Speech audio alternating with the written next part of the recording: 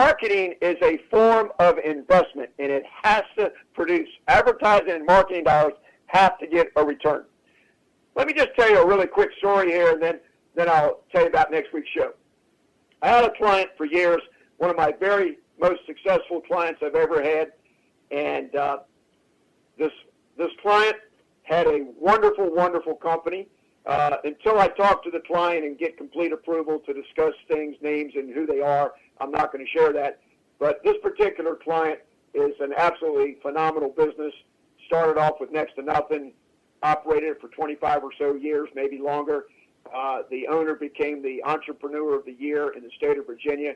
I was honored to be at her award ceremony where she got recognized in front of 1,000 people by the governor of Virginia as being the Business Person of the Year. And she told her story for an hour, and I was part of her story, and it's one of the greatest honors I've ever had.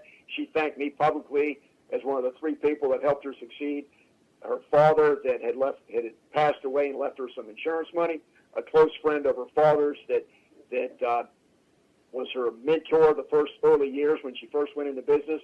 But then she thanked me for teaching her how to make money, and I will always be indebted to her for letting me be with her. Well, she had a great, great business, and she sold 125 products. And of those 125 products, we found out when I did a detailed cost study that 25% of those products were not making money. She was selling something for $7 that was costing her $8 to make, basically. I'm going to hold off on this story because this is a very, very detailed business story. But what I want to tell you is we spent 2 months figuring out exactly what her cost to produce every one of those 120-some products that were on her SKU list in her catalog. And we found out that many of them were losing money. And so we had a decision to make. Can you raise the price?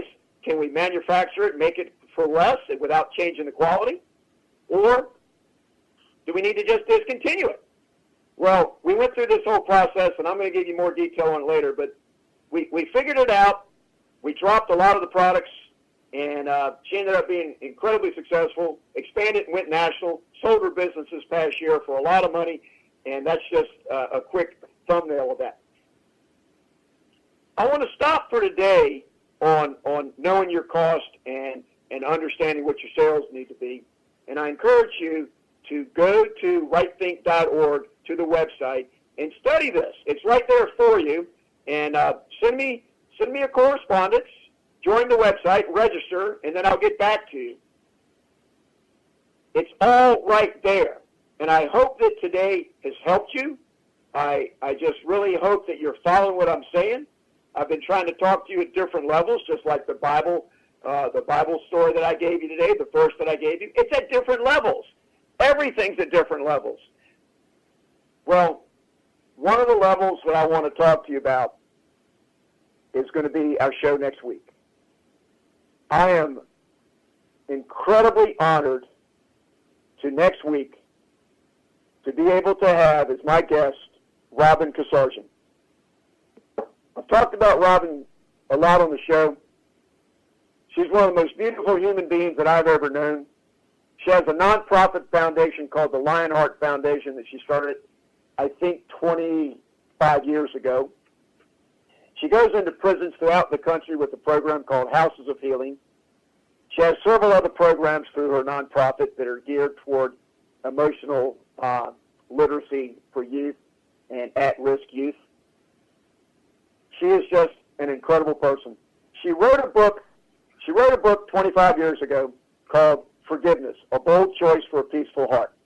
And I just want to read you one thing in the last few seconds here before I'm off the air about this book. Robin Kasarjian elevates the concept of forgiveness to a new level, like a rose giving off its fragrance. This book radiates immense love, compassion, and caring. Here's another one. Robin Kasarjian's book, Forgiveness, can help us find our path out of guilt, fault, blame, resentment, and rage. Forgiveness will heal your life and the lives of those you touch, and your true potential can then manifest itself. Next week, Robin's going to be my guest. Make sure you tune in, and God bless you, and have a great week. Thanks for listening to Right Thinking with Steve Copeland. I look forward to being with you again next week. And remember, don't quit, plan ahead, it will get better. God bless you and have a great week.